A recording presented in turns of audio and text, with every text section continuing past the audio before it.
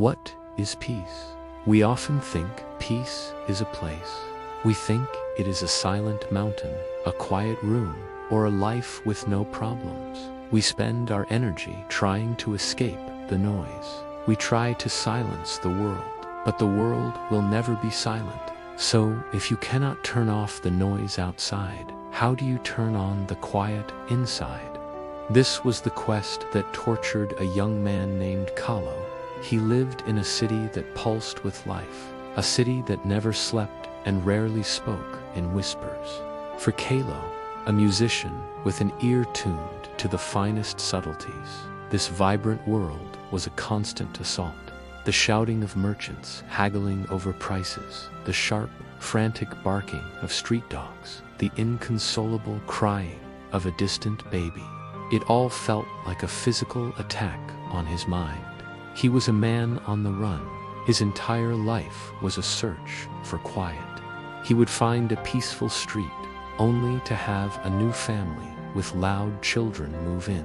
He'd discover a tranquil park, but soon it would become a gathering spot for drummers and dancers. He tried wrapping his ears in thick cloth, but it only muffled the world, turning the sharp pains into a dull, throbbing ache. He was always angry, always anxious. He was convinced that he could not be happy, not until the world finally shut up. His peace, he believed, was a prisoner, held captive by the relentless noise of others. He felt powerless, a victim of a world that refused to grant him the one thing he craved: silence. One day, his desperate search for quiet led him, ironically, to the loudest place in the entire city, the great central market. It was the heart of the chaos, a symphony of everything he despised. The air was thick with the smell of spices and sweat, and the sound was a physical wall. Carts with rickety wooden wheels rattled over cobblestones. Butchers slammed cleavers onto thick wooden blocks. Children shrieked with laughter as they chased each other through the crowd. It was an overwhelming, unbearable tidal wave of sensation. Kaelo pulled his cloak tight, his hand instinctively going to his ears. He just wanted to find a new kind of wrap, something thicker, anything to block it all out. And that is when he saw it, an impossible sight. In the very center of this swirling vortex of human activity, there sat a man, an old monk, robed in simple saffron cloth, sat cross-legged on a small mat. People rushed past him, shouting and bumping into each other just inches away. A blacksmith's hammer rang out from a nearby stall. Yet the monk, whose name was Oren, was perfectly still. His eyes were closed, his back was straight, and on his lips was a faint, serene smile. He looked as peaceful as if he were sleeping on a soft cloud, floating high above the chaos. Kaelo was frozen. He stared, baffled. How could anyone find stillness here? It defied all logic. It was like finding a silent prayer in the middle of a battlefield. Drawn by a force he didn't understand, Kaelo pushed through the throng of people. He stumbled toward the monk, his frustration boiling over into desperation. He had to know. He had to understand. He reached the edge of the mat and knelt, his voice tight and loud to be heard over the din. "Master, Master, how can you do this? How can you meditate here? The noise, it is unbearable." Master Oren opened his eyes slowly. They were not dull or sleepy, but clear and bright, like two calm pools of water. He looked at the frantic young man, and his gaze was steady, without a hint of irritation. He asked a simple question: "What noise?" Kaelo gestured wildly around them, his arms flailing at the chaos. All of it, the screaming, the carts, the hammers. It is complete chaos. How can you not hear it? He felt a surge of anger. Was the monk mocking him? Oren nodded gently, a look of understanding on his face. he didn't argue. He didn't try to deny the reality of the market's noise. Instead, he picked up a small wooden cup that sat beside him. It was filled to the brim with clear water. He held it out for Kaelo to see. "Imagine the ocean, Kaelo," Orin said, his voice calm and even, "a quiet island in the sea of sound. On the surface, what do you see? There are huge waves, especially in a storm. They crash and churn. There is spray and foam. It is violent and unpredictable. But if you could dive down deep, far beneath the surface, past the turbulence, what would you find there, in the heart of the ocean?"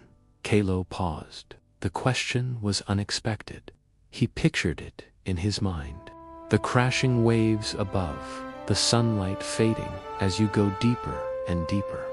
He had heard stories from sailors. "Silence," Kaelo answered, his voice barely a whisper, "and stillness. The deep is always calm." Orin smiled, that serene smile again. "Exactly. The ocean does not try to stop the waves on its surface. That would be impossible. It knows the storms will come and go. The waves are a part of its nature. The ocean simply rests in its own depth. It holds the storm on its surface, but its true self remains undisturbed in the deep calm." He looked directly into Kaelo's eyes. "You are exhausted, Kaelo, because you are living your entire life on the surface. You are a small boat being tossed by every single wave. You are trying to fight the storm. You are trying to command the waves to be still, and you grow angry when they do not obey." Orin leaned in slightly, his voice full of gentle power. "Peace is not the absence of the storm. Peace is the calm at the center of it. The market is the storm. Your life is the storm. You cannot stop it. Do not try to silence the market. That is a fool's errand. Instead, learn to find the silence in your heart. That is the task of a wise man." The words struck Kaelo like a bolt of lightning. It was a truth so simple, so profound, that it completely rewired his understanding of the world. In that single moment, his whole life's struggle was reframed. He wasn't a victim of the world's noise. He was a victim of his reaction to it. The noise was just sound waves in the air. The shouting merchants, the barking dogs, they were just phenomena. They were the waves. The real problem, the true source of his suffering, was his desperate, endless resistance to them. He had been trying to fight the ocean. He looked at the market, but he saw it differently now. It was no longer an enemy. It was just a place full of energy.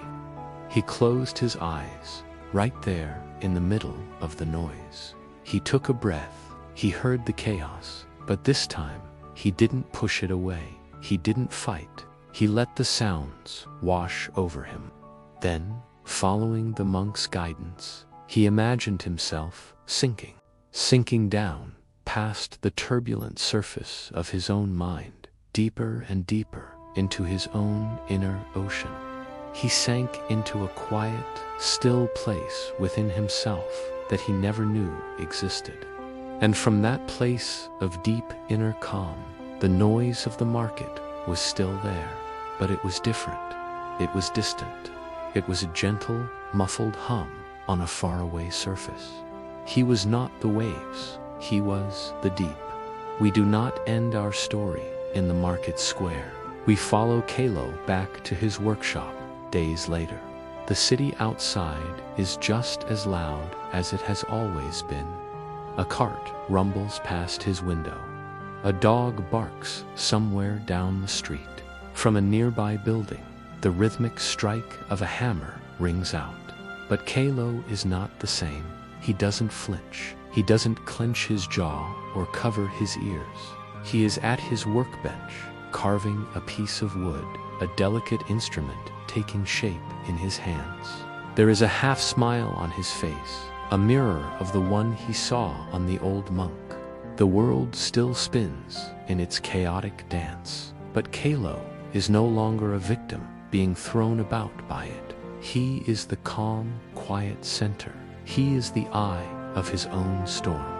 He has found his peace, not by silencing the world, but by finding the quiet within. The moral is that we cannot control the chaos of the world around us, but we can control where we place our attention. True peace is not found by escaping to a silent place, but by sinking to the silent depth within ourselves, where the noise of the surface cannot reach. Thank you for watching. If this story resonated with you, consider subscribing for more journeys into the quiet places within.